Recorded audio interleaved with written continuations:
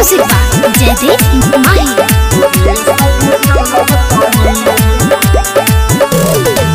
कान के बालिया उठवा के लाली, कान के बालिया उठवा के लाली, कान के बालिया उठवा के लाली, कान के बालिया उठवा के लाली। सजई बतिया कहीं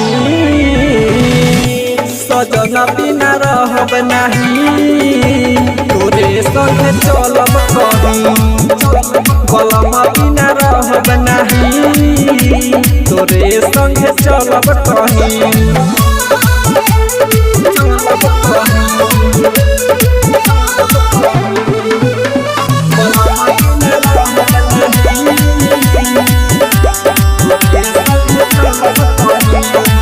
पिया तू खाली रहेल परदेसवा, इहाँ भइल बाटे पगली के भेसवा।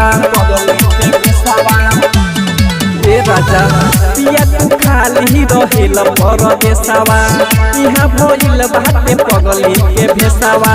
अब न सहाय जवनिया के जुलुम, अब न सहाय जवनिया के जुलुम।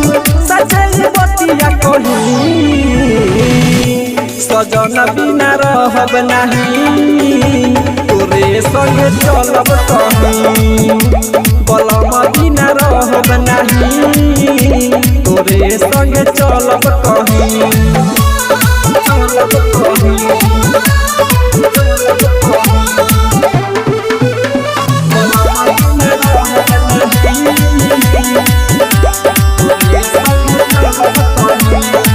राइटर छोटे भूला गइल जाके, दुनु नयन खाली जंगला से ताके।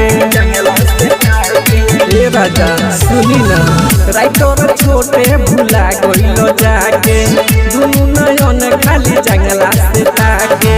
दर्पण दिल जले लाडला लखींदर, दर्पण दिल जले लाडला लखींदर।